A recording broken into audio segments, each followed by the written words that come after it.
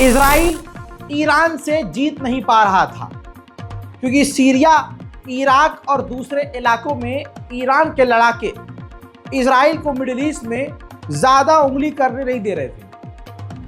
अब खतरा था कि ईरान अगर हमला कर भी देगा इजराइल पर, तो इजराइल के बेहद करीब जो सीरिया पड़ता है, वहाँ के लड़ाके बेहद खतरनाक हैं। सीरिया की बशर अल असद सरकार भी पूरी तरह से इजराइल को सपोर्ट करती है। ऐसे में इजराइल को समझ में नहीं आ रहा था कि किस तरह से सीरिया को टुकड़ों में बांट के वहाँ के जो सैन्य संगठन हैं उनको कमज़ोर करे। अब जैसा मैंने आपसे कहा वही रिपोर्ट सामने आई। दोस्तों, इजराइल ने कुछ वक्त पहले पिछले महीने ऐलान किया कि ईरान के खिलाफ जो संगठन हैं हम उनको सपोर्ट करेंगे। यह ऐलान होने के बाद 15 दिन के अंदर ही अंदर 18-19 आतंकी संगठन, सैन्य ग्रुप एक हो गए और उनको अमेरिका, इजराइल के हथियार मिल गए। और तुर्की, इजराइल इनको आतंकी ना कह के संगठन, ग्रुप कहने लगा कि ये ग्रुप है, संगठन है, रेबल्स हैं। इनके आतंकी हमले सीरिया के एलेप्पो तक पहुंच गए, पूरे एलेप्पो पर कब्जा कर लिया। इसके बावजूद तुर्की रोज कहने लगा कि इनका ये ऑपरेशन है, मिलिट्री ऑपरेशन है और ये कुछ दिन में ख़त्म हो जाएगा।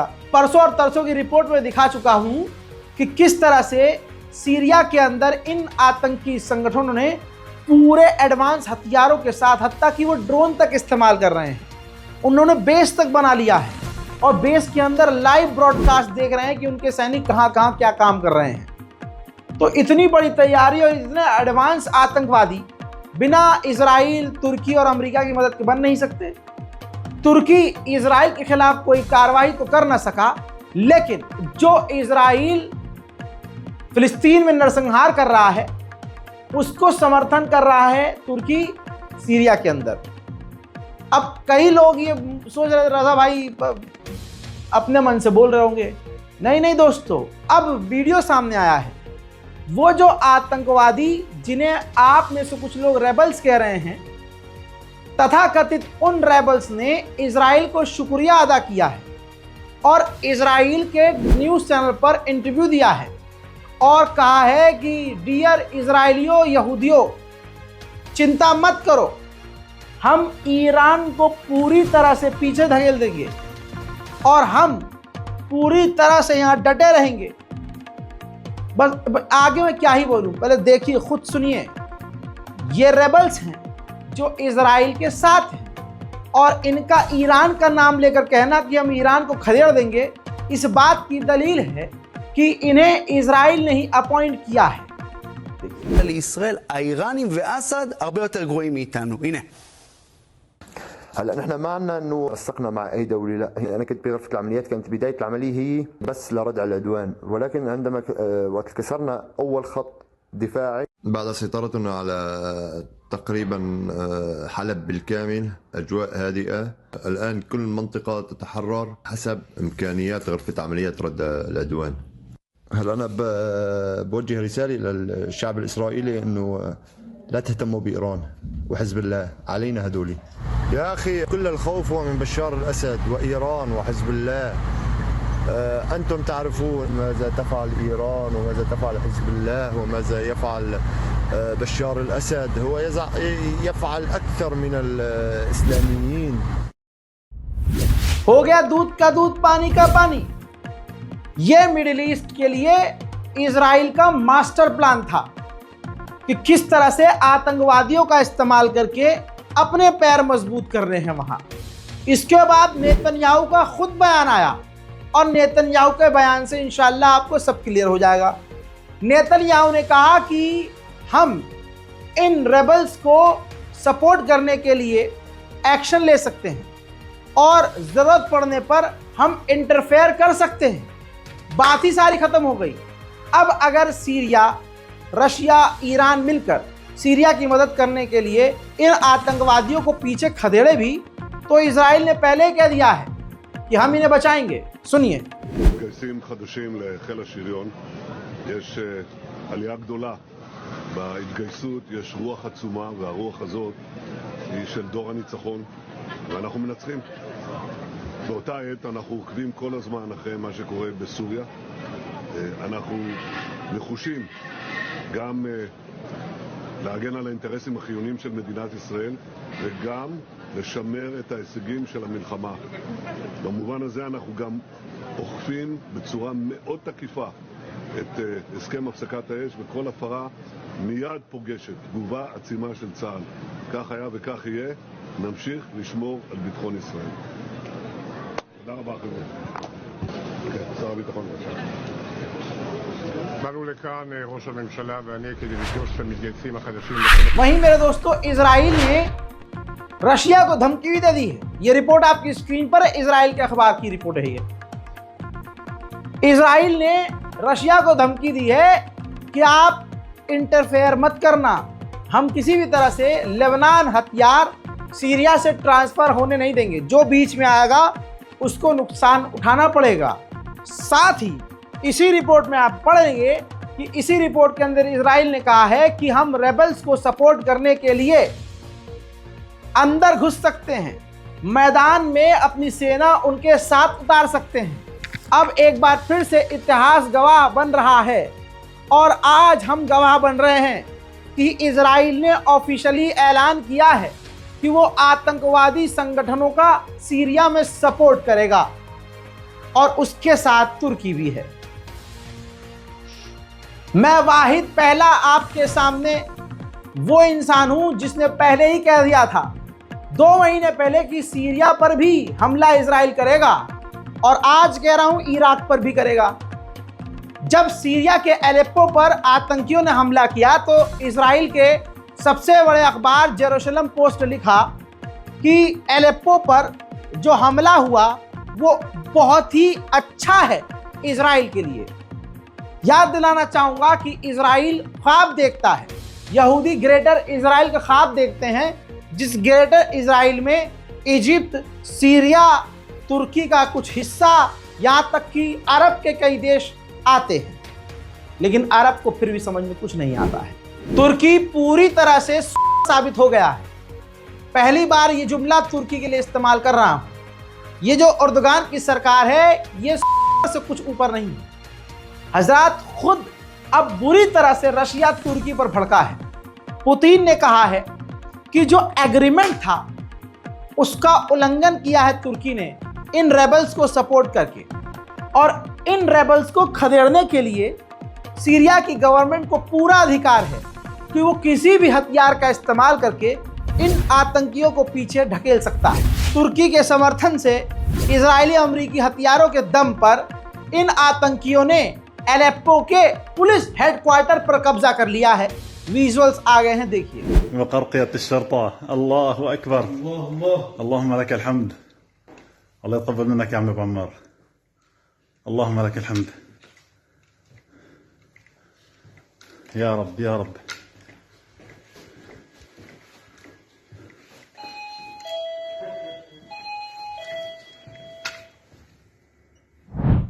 वहीं यह आतंकी संगठन के लोग एलेप्पो में जो जेल हैं जितनी भी, सब जेलों में जा जाकर अपने समर्थकों को आजाद करवा रहे हैं।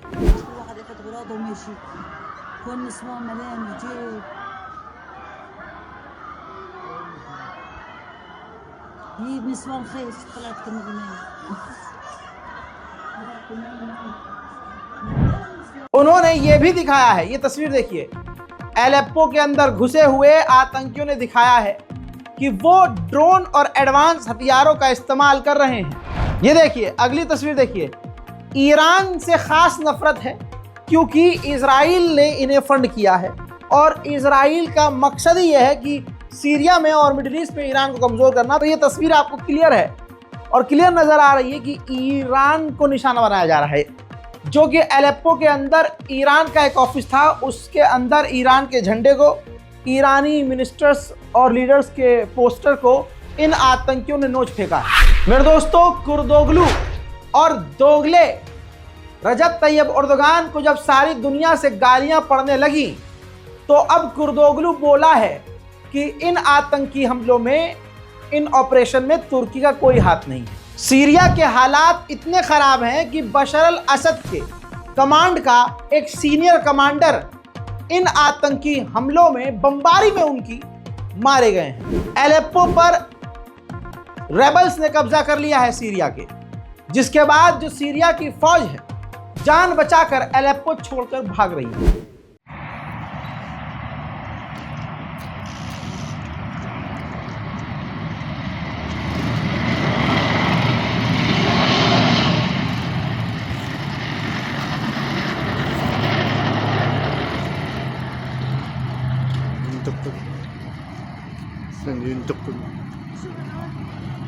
قاعد تفرج طيارة سحبها لك فقط دفاعي هذا الجيش.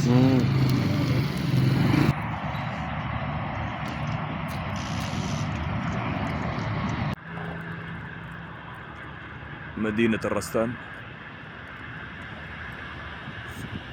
عدد هائل من المواكب باتجاه حمص.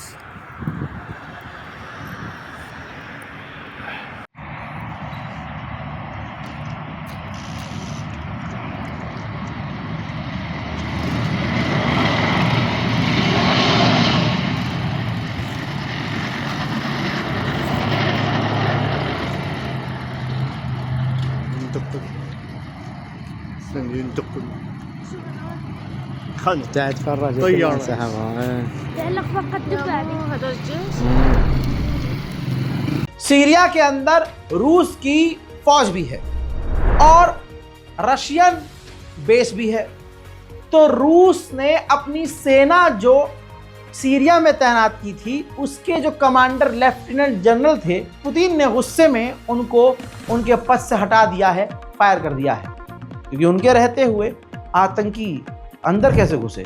रशिया पूरी तरह से बड़े हमले अब सीरिया पर कर रहा है, आतंकवादियों पर, जिसमें उस रेबल्स का टॉप लेवल का कमांडर मारा गया है। वहीं अच्छी बात यह है कि यूएई, सऊदी अरब और इजिप्ट ने बशर अल असद की सरकार को सपोर्ट किया है। ये रेबल्स आतंकी ग्रुप इतना खतरनाक है कि ये तस्वीर देखिए, इन आतंकवादियों ने सीरिया में व्लादिमीर पुतिन के द्वारा, रूस के द्वारा जो पंशीर एयर डिफेंस सिस्टम तैनात किया गया था, उसको ही सीज कर लिया है। वहीं सबसे खौफनाक बात यह है कि इन आतंकवादियों के हाथ फाइटर जेट और एयरक्राफ्ट कैरियर और हेलीकॉप्टर भी लग गए हैं। देखिए,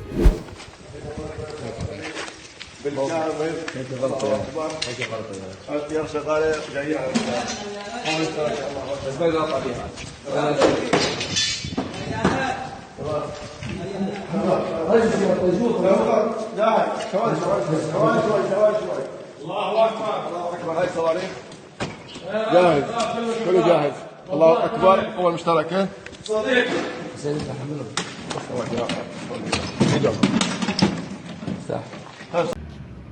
عالدير هلا عالدير انتم توصفونا به بدنا نوصفكم به. الرامي اول ما نقسم على الدير هلا عالدير مطار الدير ان شاء الله. عالدير باذن الله. وبلغوا عمامنا شويط بالاخص، ذيك المره مصنعين طياره ويهدون اخوة الحدبه، يقولون صار عندنا طياره احنا والبوسراي والقلاعين. الله اكبر. ايه حسن مرتضى، شلونك؟ اخبارك؟ لك العصفوره صارت معنا والزرزوره صارت معنا، شو بدك كمان؟ لك الحق رجع لاصحابه يا مرتزقه يا ابن الحرام، جاي من غير دوله لعنا مشان تحارب الشعب السوري انت والمرتزقه حزب الله، فشرت انت وياهم. الحق رجع لاصحابه، هي ملكنا، هينا بدنا نرجع نشغلها من اول وجديد. الله. وهي ذخيرتها جنبها. الله اكبر، الله اكبر عليكم يا مرتزقه، يا شيعة ايران، يا شيعة حزب الله، يا افضل. الله اكبر. قوات المقاوير في جيش الشرقيه مستودع سلاح اكثر من 500 باروده في مطار كويرس. الله اكبر والعزه لله. इसके अलावा रूस के और एयर डिफेंस सिस्टम और ईरानी अबाबील ड्रोन भी इनके हाथ लग गया है। البناء من داخل مطار كويرس عسكري تتم السيطرة على طائرات مسير. الله أكبر، الله أكبر. حركة التحرير والبناء من داخل مطار كويرس العسكري منظومات دفاع جوي. الله أكبر والعزة لله. الله أكبر والعزة لله. उधर एक लंबे समय के बाद सीरिया की गवर्नमेंट ने, फौज ने इन आतंकवादियों पर टोचका टैक्टिकल बैलिस्टिक मिसाइल दाग दी।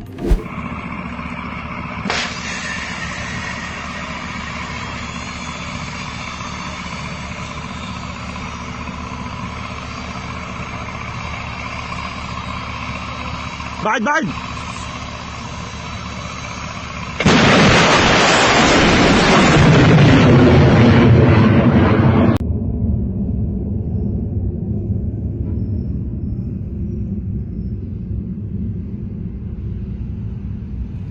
इन्हीं आतंकवादी संगठन ने, ये देखिए रेबल्स ने वीडियो प्रॉपर बनाकर जारी किया है कि हमने फाइटर जेट और तमाम हथियारों को सीज कर लिया है। वहीं इन्हीं आतंकी रेबल्स ने नोटिस जारी किया है कि सीरिया की सरकार का कोई भी व्यक्ति अगर हथियार डाल देगा और सरेंडर कर देगा तो हम उसकी जान बख्श देंगे।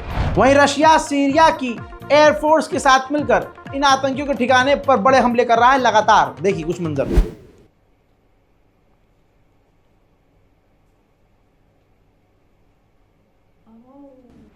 अब किसी बेवकूफ को यह लग रहा हो कि ये मुसलमान हैं, दाढ़ी वाले हैं, ये एक लाइव सबक है पूरी दुनिया के लिए कि हर दाढ़ी वाला, हर इस्लाम का परचम लहराकर ड्रामा करने वाला मुसलमान नहीं होता। किसको पूरी दुनिया में कोई ऐसा मुसलमान नहीं होगा जिसे फिलिस्तीन और बैतुल मुकद्दस से नफरत हो। अल्लाह अकबर। इन आतंकवादियों को देखिए, ये देखिए बैतुल मुकद्दस की तस्वीर को उतारकर इन्होंने फेंक दिया है, और तो और जो फिलिस्तीन के कई जगह झंडे लगे थे इन्होंने वो उतार के फेंक दिए हैं। तो दोस्तों अब ये तस्वीर साफ हो गई है। भारत, पाकिस्तान, बांग्लादेश, जितने भी जहां के भी मुसलमान किसी वीडियो में नीचे ये कमेंट करते हुए दिख जाएं कि अरे वो तो शियों को ख़त्म करने वाला संगठन मुसलमान संगठन है, अल्लाह की तरफ से फरिश्ते आए हैं। ये शिया सुन्नी की जो नफरत है, खासकर जो शियों से जो तुम्हें नफरत है, ध्यान रखो ये तुम्हें कहीं काफिर ना बना दे, तुम्हें दोबारा करना पड़ देना चाहिए। तुम किसको सपोर्ट कर रहे हो? दाढ़ी देख के सपोर्ट कर रहे हो कि हाँ ये रेबल्स हैं, ये लड़ाकू हैं। अरे देखना, आगे देखना अब ये सीरिया में क्या क्या करेंगे। अब सुनिए तुर्की का हरामीपन सुनिए। तुर्की की इंटेलिजेंस इन आतंकवादी तथा कथित रेबल्स को इंटेलिजेंस प्रोवाइड कर रहा है, सैटेलाइट मदद दे रहा है। उधर मेरे दोस्तों अमेरिका ने कहा है कि हम इसमें इन्वॉल्व नहीं हैं और जो कुछ भी सीरिया में हो रहा है इसके जिम्मेदार बशर अल असद खुद है। इन आतंकियों के हमले में सीरिया की आर्मी के टॉप कमांडर मारे गए हैं। मेरे दोस्तों सीरिया के अंदर तक ये घुस चुके हैं आतंकी रेबल्स, और इन्होंने अब ईरान के एक मिलिट्री बेस पर भी कब्जा कर लिया है। यह है वीडियो। الإيراني مسافرين الطريق